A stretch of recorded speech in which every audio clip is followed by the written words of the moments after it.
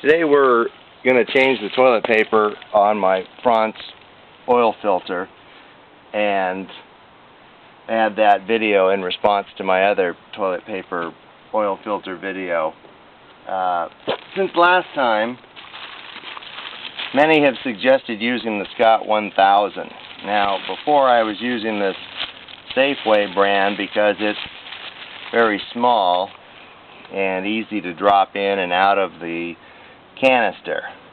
However, it is packed pretty loosely and I might not have been getting the maximum benefit over the years using this.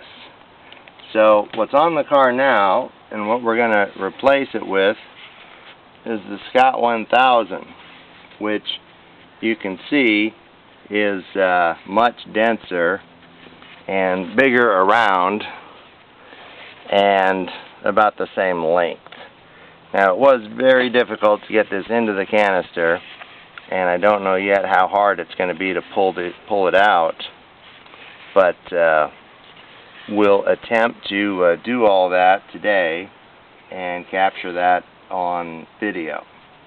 I don't have a capability to edit the video, so we'll just keep rolling here and go through the whole process. Moving to the car.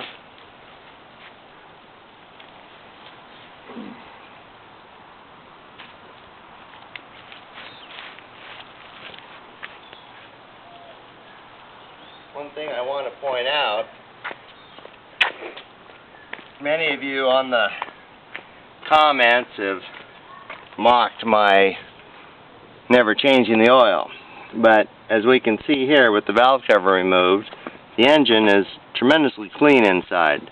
There's no sludge buildup whatsoever, and this is after roughly 60,000 miles and no changing of the oil. Only changing the toilet paper filter approximately every 3,000 miles, and the spin-on filter, I don't remember if it was 24 or 48,000 miles that I finally changed that at. I guess I'll have to go back and watch my video on that subject. But anyway, frequent changes of the toilet paper, much less frequent changes of the spin-on filter, and never changing the oil again for about 60,000 miles. So now I'm going to take off the spin-on filter itself, and again, this one has the DSCN1180 inside. I've let the car sit for roughly 48 hours, so hopefully there's not a huge amount of oil in here to spill out.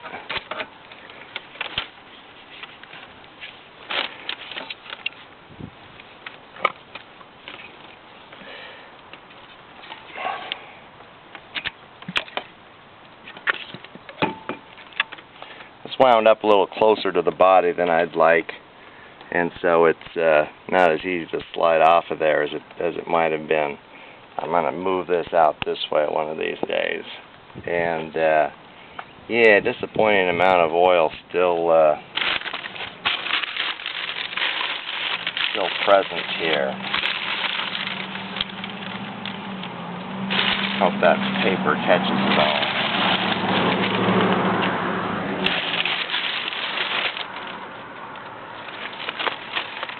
Okay, on with the changing.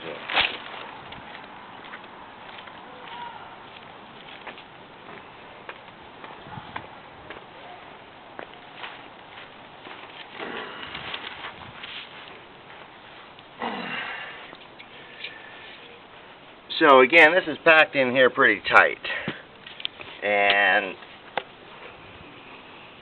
it still comes out pretty easily, so I'm happy with that. You got some amount of oil trapped in here, which we'll use again. This wire apparently is meant to keep the oil from going around the filter via the outside, so I conclude that that's important. This hook is just for pulling the old element out.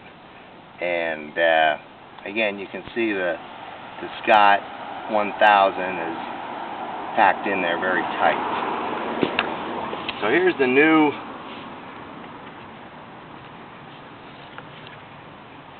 the new roll, and the first time I tried this I figured it was impossible and I gave up. That was a few years ago. But I tried again last time, and if you work at it, you can get this inside. Oh, and I forgot the hook, as my assistant has pointed out. So start over.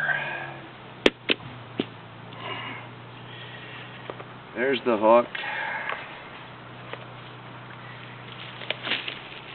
And back inside it goes.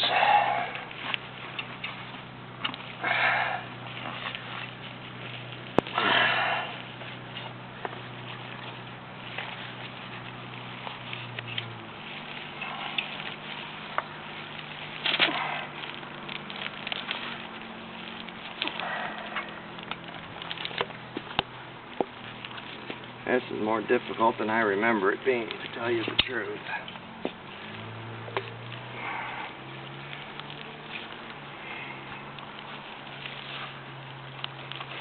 You tear off some paper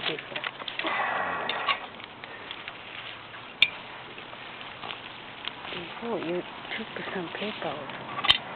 Oh, my assistant is saying that before I reduced the diameter by taking some paper off. It's kind of too late to turn back now. And it'd be funny if I can't get this in. So that's an important tip. You may want to unwind some paper off of this first. Make it a little smaller in diameter, but there it goes. So we've got the full diameter roll of the Scott 1000 in here. I actually saw in some Frantz literature they recommend using your knee not only to push it in, but to give it kind of a concave shape. And that works very well, as we see here. Pressing that down to the bottom. And still, I think this is what made me give up on this the first time, this won't sit down on the mating part yet, because it's too tall here. So what I did last time was I just went around with my thumbs and compressed this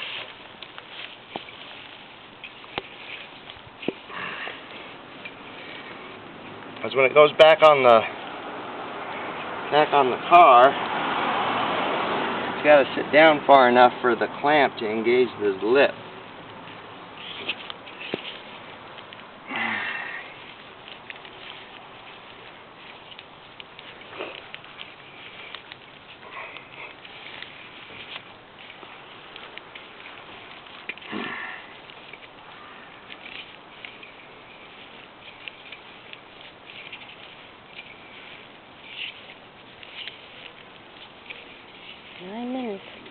Okay, I'm going to presume that that's deep enough.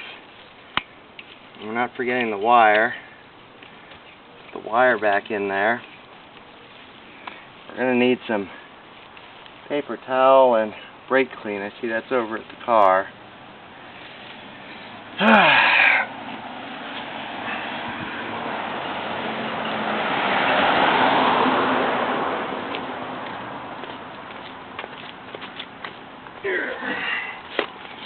Kind of made a mess of the top here. I'll wipe that off. Notice this has these are called Powell cooling fins. That was an accessory to this accessory. It says there Powell cooling fins, Powell Enterprises in, gosh, it's hard to read. Maybe. Yeah, it's got the whole address there, but it's kind of, I can't see it anymore. I better write that down sometime before it's completely lost to the sands of time. So, back to the project. Now this rubber ring I'll change occasionally, but I'm not going to change it today. They seem to last several rolls of paper before they finally won't seal. So I'll take a little brake clean and just wipe around here. I want to make sure there's no grit or debris on there that's going to interfere with the seal.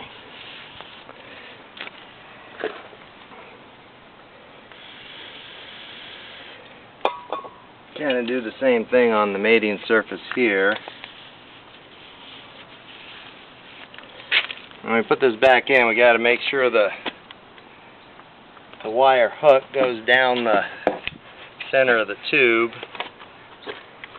And again, you can feel that tight fit of the Scott 1000 in there.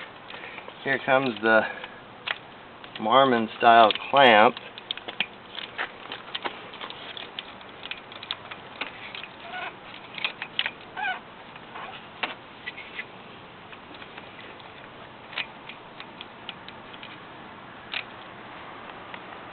And you can see it was a little tough to get that Marmon clamp all the way around, because that Scott 1000 is still pretty tall inside.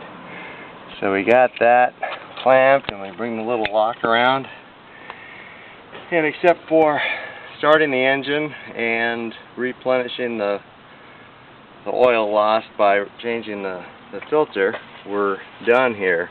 So to reiterate, you can fit the Scott 1000 into here. It's a little tough to compress it enough to have it work, but I got the whole roll in there this time. I think it'll work better because it's more dense, and I showed you the cleanliness of the inside of the engine with the valve cover removed. You can see that. So we'll get this on YouTube, and hopefully a lot of you will be checking it out. Thank you.